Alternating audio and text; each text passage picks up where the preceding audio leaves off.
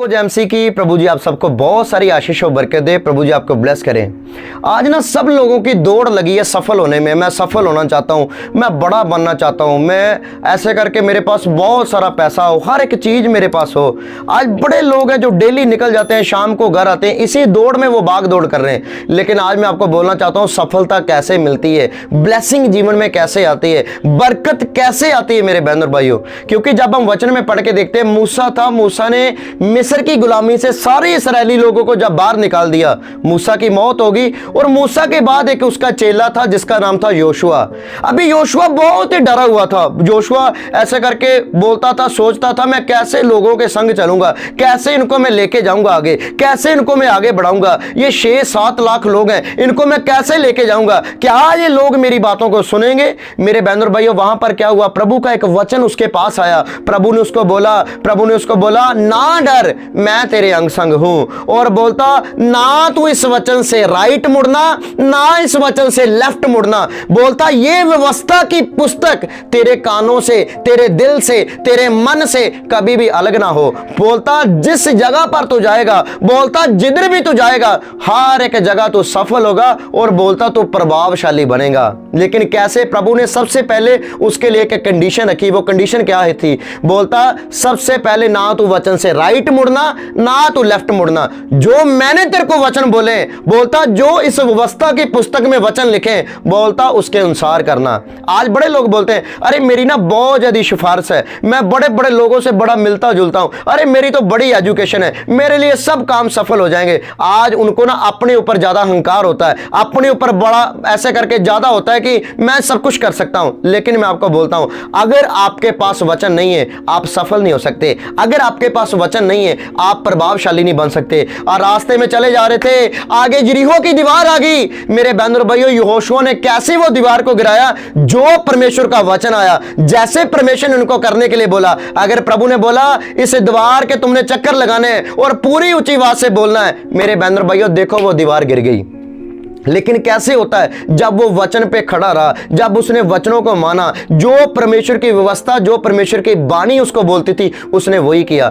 आज मैं आपको बोलना चाहता हूं, आपकी जिंदगी में प्रथम स्थान वचन होना चाहिए। आज चाहे कोई भी काम आज छूट जाए, आज चाहे खाने को आप भूल जाओ, लेकिन वचन पढ़ना मत भूलो। आज लोगों के घर में 5-5, मेरे बहन और भाइयों 2-2, 4-4 बहुत सारी ऐसे करके बाइबलें रखी हैं। कोई तो उन्होंने अलमीरा में रखी हैं, कोई बेड में रखी हैं, पता नहीं कहां कहां पर बाइबलें रखी हैं, लेकिन पढ़ता कोई भी नहीं है।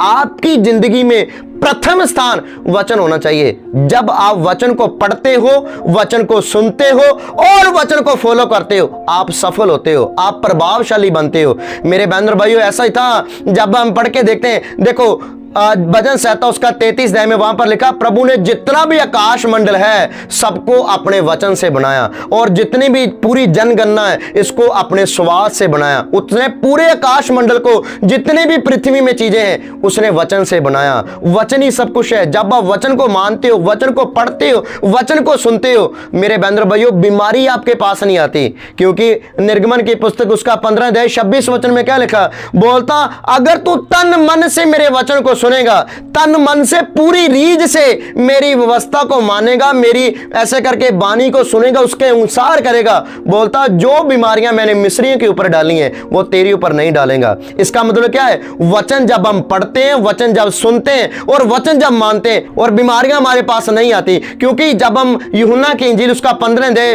2 और 3 वचन में क्या लिखा, बोलता तुम वचन के कारण शुद्ध किए गए हो। किसके द्वारा? वचन के द्वारा। वचन तो हम पढ़ते नहीं तो शुद्ध कैसे होंगे? वचन तो हम पढ़ते ही नहीं, सफल कैसे होंगे? वचन तो हम, मेरे बहन और भाइयों, हम पढ़ के राजी नहीं, सुन के राजी नहीं। पता नहीं बाइबल को खोले हुए कितना टाइम हो गया है।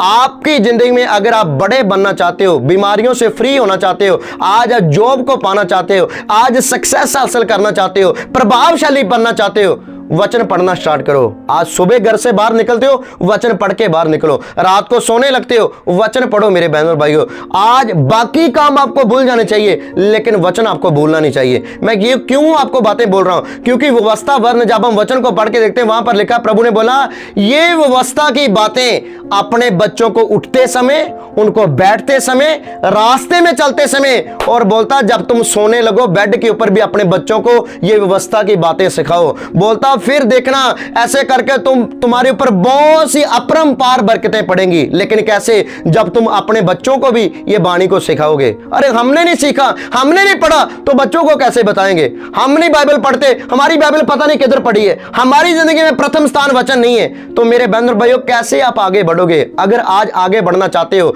अगर आज छुटकारा पाना चाहते हो, अगर आज फ्री होना चाहते हो, आपकी जिंदगी में सबसे पहला स्थान वचन होना चाहिए। आप वचन पढ़ने वाले होने चाहिए मेरे बहन और भाइयों।